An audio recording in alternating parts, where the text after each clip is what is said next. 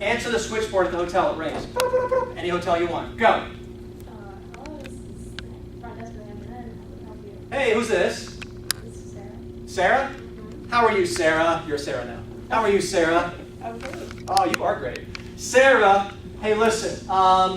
Do you guys have rooms for Friday and Saturday night, Sarah? Do you? Sure. Okay, good. Sarah, how much are the rooms, Sarah? How much are they? $100.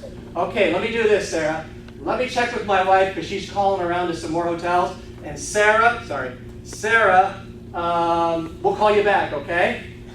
How we doing, Sarah? Well, believe it or not, there are people who are experienced hoteliers, more experienced than you are, and this is exactly what they're doing. How did we do? I heard terrible over there. This is situation normal. This is average. This is what we get. Okay? Close to 60,000 hotels in America. Okay? That's the experience. So if we improve the experience because we want V equals D over E, this is an early experience. They haven't even decided to use you yet. You're improving the experience, delivering more than they expect. So let's come up with a new scenario. Ready? We answer the phone, and this time we're going to be a little bit more personalized, and this time we're going to have a little message maybe they didn't expect. So here goes. It's an inn in New England. You're calling an inn in New England, and they answer the phone. You don't have to do it, don't worry. They answer the phone. Ready? Thank you for calling the Sheraton Sturbridge, where the leaves are turning and the fires are burning. My name is Don. How may I help you? Why did they say that? Because 233 rooms out of 233 rooms have fireplaces in them, wood-burning fireplaces. And what is today, by the way? The first day of autumn, first day of fall. And in New England, this class actually happened on the first day of fall when they, not me, invented that greeting. And who invented the greeting? The bookkeeper. There was 40 people in this classroom. It was a proscenium meeting room. What does that mean? It's the meeting rooms where it's at an angle where you're looking down at me, kind of like you're looking down at me now. Only they're doing it physically, right? And the bookkeeper comes up with this greeting. We used to answer the phone the way you guys did. They would call the Sheraton, how can I help you?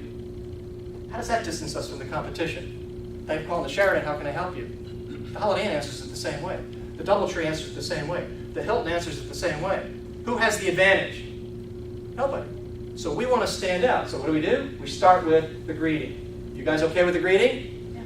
We do the greeting. Hi, Sarah, do you guys have rooms Friday and Saturday? Sure, let me check on that availability. You said Friday. Is that Friday the 3rd and the 4th of October? Is that correct? What did I just do?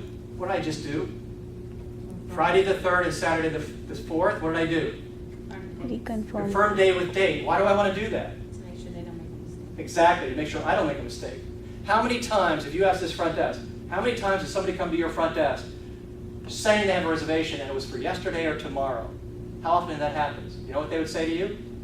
Happens all too often. Whose fault is it that happens? Our fault. Guess who's going to blame you every time? The guest. They're not going to take fault. No, I didn't make the mistake. I'm sure you did, right? You would say the same thing. So to prevent that from happening, you confirm the day with the date.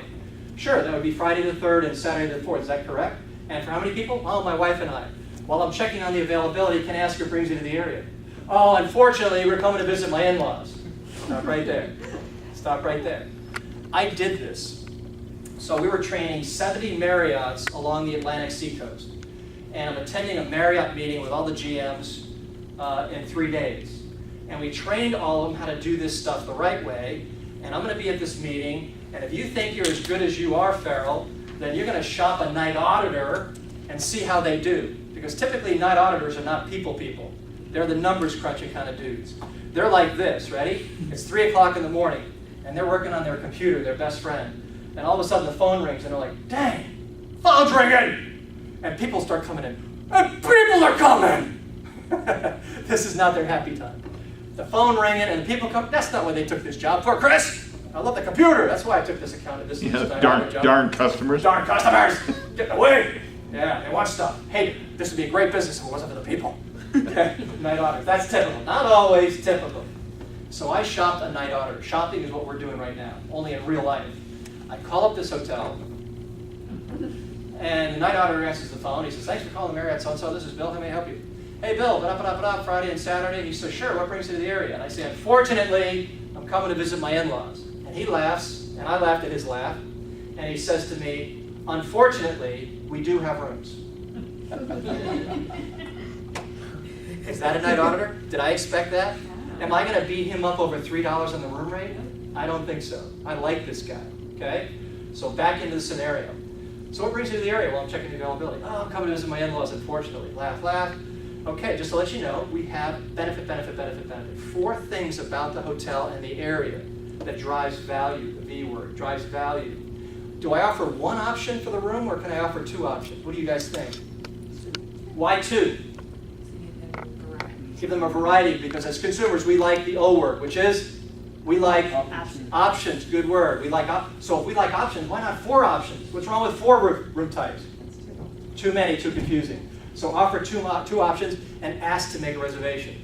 Chris, 80% of the hotels you would call today, right here, right now, wouldn't even ask to make a reservation. 80% wouldn't, because they're not trained. We are trained. So let's do it again. Confirm the day with the date. What brings you to the area? We mentioned 4 great things about the hotel. 2 options. Here are your room rates. And please go ahead and make a reservation. See the difference between that experience and the experience we had? A little bit different? A little bit different. And in doing so, will you make more reservations by driving value, offering options, and being more professional? The answer is yes. So here's the hard part for hotels, because they don't track it.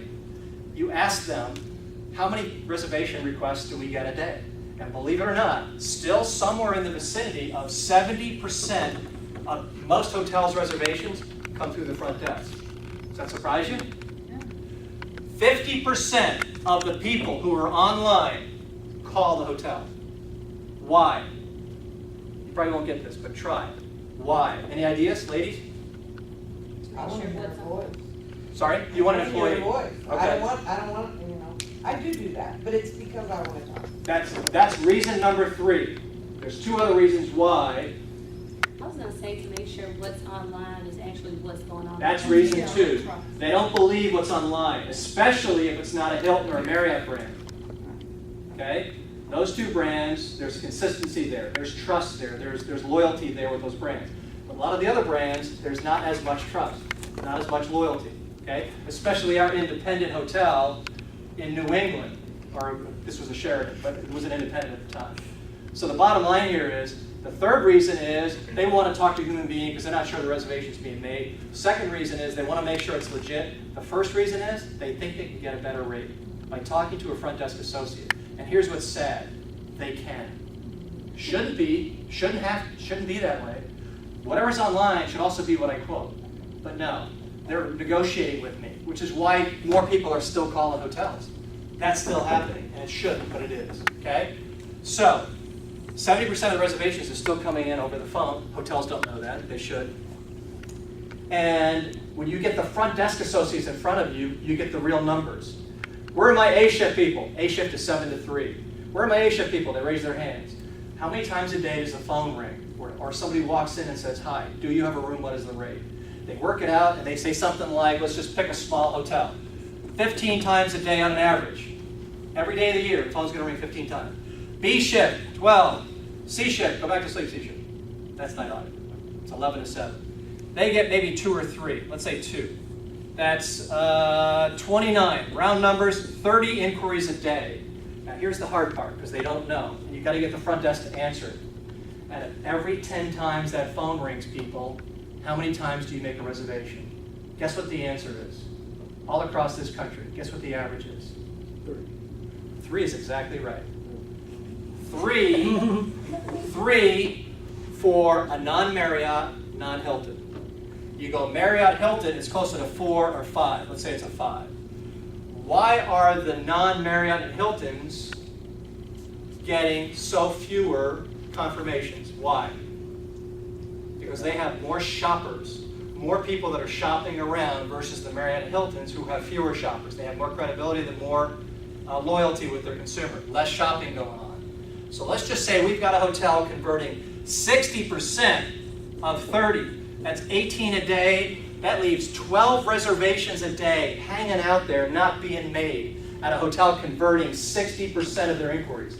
That's not happening, let's pretend it is, okay? That's still a big number, 12 a day. If we did all those skills we just talked about, what is the ROI? What is our assumption here? A safe assumption, not the right assumption, a safe assumption would be to say 3 out of these 12 can actually happen because we delivered more professionalism, we delivered options, we created value. They liked us more than the competition because the competition sounded like us. Hi, this weekend? Okay, the rate's $100. Okay, you're gonna talk to your wife and call us back? Okay, great, see you, Mike. That's what they did too, not us. We stand out, we popped, we made a difference, point of difference. They say, let's stay with these guys. This is all about ROI. Who's got a calculator? Somebody. Who's got one? On your phone. Ready? Do the math. The average length of stay at the hotel is? 2 nights? 2 nights. Average length of stay is 2 nights. 3 more incremental reservations a day. All right? And we're converting 2 a day. What's, average rate. What's the average rate at the small hotel, Chris? $92. $92. Doing the math? Times, we have 365 days a year. Don't do that yet. 365 days in a year. How many days a year is the phone not going to ring one time? How many? Probably not that many, but I know this. The front desk wants to work those days. I do know that. Let's just say for the sake of an argument, because we're going to be full, or because nobody calls that day, or walks in, only 265 days a year is that going to happen, out of 365. What does that add up to? $146,280. Thank you. $146,000. Do you think, on your interview, if you sat with this person and they said, we want you to start out at the front desk of our hotel, you said, I love that idea. But we're also considering 7 or 8 other candidates, so you're going to be stuck in the hopper and we'll get back to you in a week or so. Okay? What if you were to say, can I take 5 more minutes of your time? Sure, what is it? You know I went to this course at Chemist. I did this as terms of working as an intern. I did this as a job. And one of the things I was exposed to was a process, and you walk them through this whole thing. And you say, and it would make you an extra $146,000, and I'm the guy that wants to help you do it. Am I saying I'm an expert at it? No, I'm not. But I'm saying I'm conscious of it, I want it to happen, I want to have you have it happen, and I'm willing to get in there and make it work. How much more of a chance do you stand to get that job than the next guy? I'd like to think a lot. $146,000 to a small hotel, and you know what's beautiful about this? It starts happening tonight. It doesn't take you a month to have this happen. You start using these skills today, it happens right now. That's the beautiful thing about it. And everything you do has an ROI to it. So go back to the towel scenario, remember that? Go back to the person who didn't speak English and now they do. This is driving value, this is driving loyalty, and now you've got more repeat consumers, more repeat guests. So more, let's say 3% more of our guests stay with us because we deliver those higher levels of service. As a result, we made an extra $150,000 there. That's $300,000 you just made. And Chris, this is low-lying fruit, brother. We didn't have to go out and make a single sales call. No new consumers. All we're doing is taking better care of people who are staying with us now and converting the people who are trying to connect. 300 grand. We cool? Think and act ROI. Always, always, always when you can. Return on investment. If I'm going to invest $10, am I going to get $100 in return? If I invest $10 and make 12, is it worth doing? Kind of questions. And if the answer is, yeah, we can make 100 by investing 10, then maybe you ought to go for it. And this is the presentation you're making to your boss. Cool? This is business. Cool? All right. What else you want to talk about? We're out of time, Dude. Don. I'm sorry. It's all right. Did you guys learn something? How many people learned something? Raise your Any hand. burning questions for Don before we get out of Burning. here? No burning questions. Don, thanks. Thanks, buddy. Appreciate it. I'll take those questions and I'll see y'all next week.